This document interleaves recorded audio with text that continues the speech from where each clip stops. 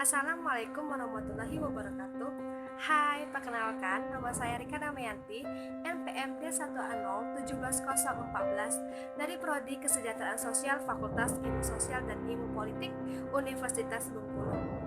Dalam video ini, kami mendapatkan tugas dari mata kuliah Analisis Kebijakan Pembangunan.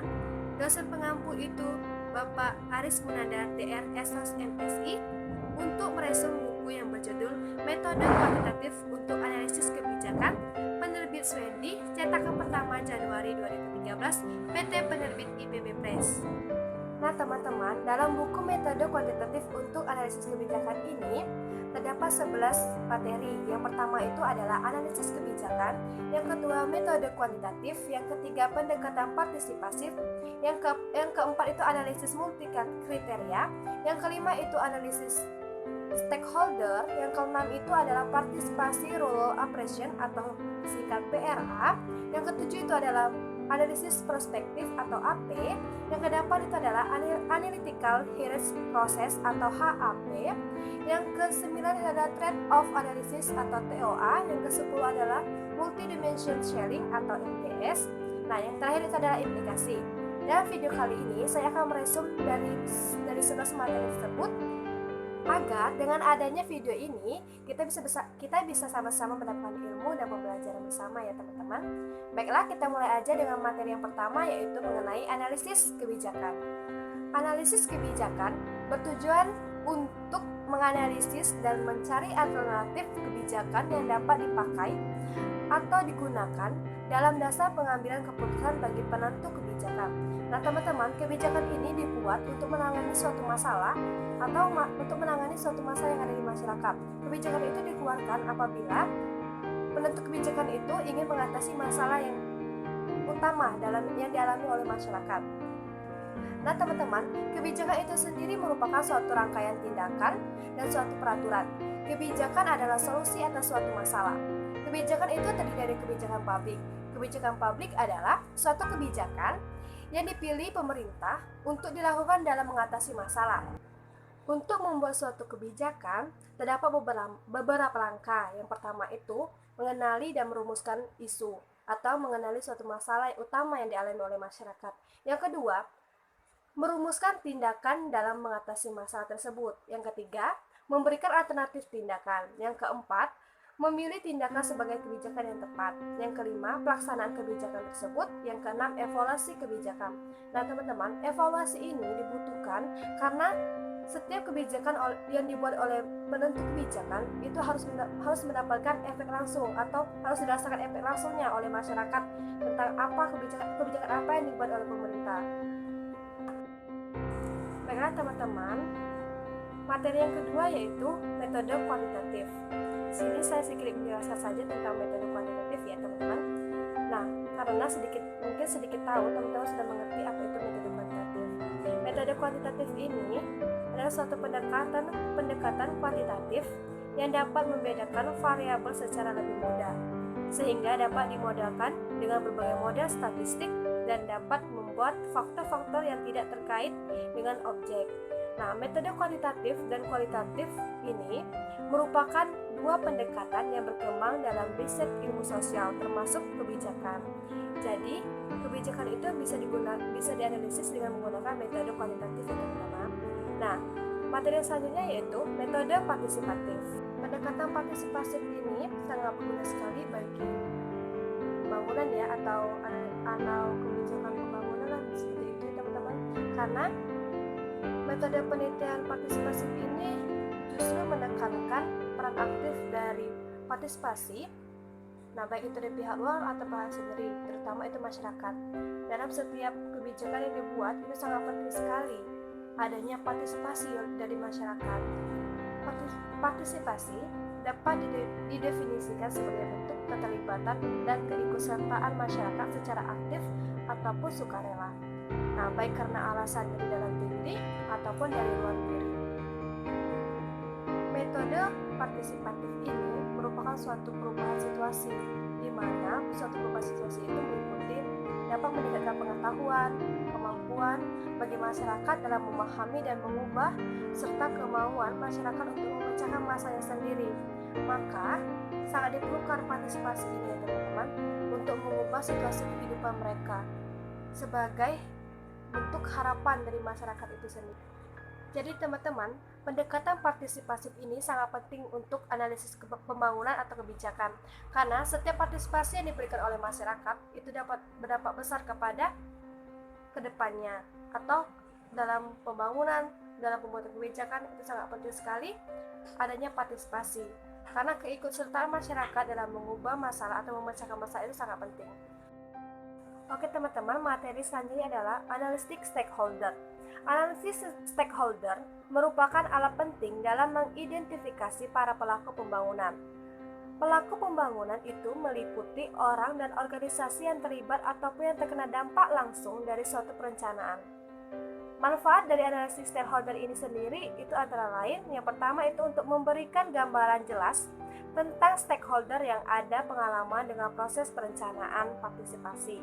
Yang kedua, memberikan kesempatan semua pihak untuk memahami kondisi dan dinamika masyarakat.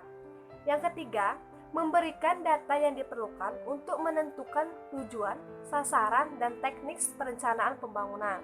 Yang terakhir itu adalah menyediakan data dasar bagi kepentingan evaluasi dan monitoring perencanaan partisipasi. Jadi, stakeholder ini merupakan para pelaku pembuat pembangunan atau para pelaku perencanaan dalam pembuat kebijakan ataupun dalam proses pembangunan. Baiklah, materi selanjutnya yaitu analisis multi kriteria. Analisis multi kriteria ini merupakan metode analisis kuantitatif yang membantu memudah pengambilan keputusan dari berbagai situasi pengambilan keputusan dengan berbagai opsi yang tersedia. Secara sederhana, metode analisis ini membandingkan berbagai opsi keputusan dengan kriteria yang ditentukan. Sama halnya menganalisis opsi-opsi yang diberikan dari setiap pemangku kebijakan dalam membuat atau mengeluarkan kebijakan sehingga menjadi kompleks. Jadi, teman-teman, dalam pembuatan suatu kebijakan itu perlu adanya opsi atau pendapat dari berbagai pemangku agar kebijakan yang dikeluarkan itu bisa kompleks atau bisa berdampak langsung dalam mengatasi masalah yang ada. Oke, next, materi selanjutnya Participator Rural Operation atau bisa kita singkat dengan PRA ya teman-teman. PRA ini dikembangkan untuk memahami masalah dan membantu merumuskan kebijakan guna memecahkan pembangunan pedesaan. Dalam PRA, masyarakat sendirilah yang memiliki dan saling berbagi informasi.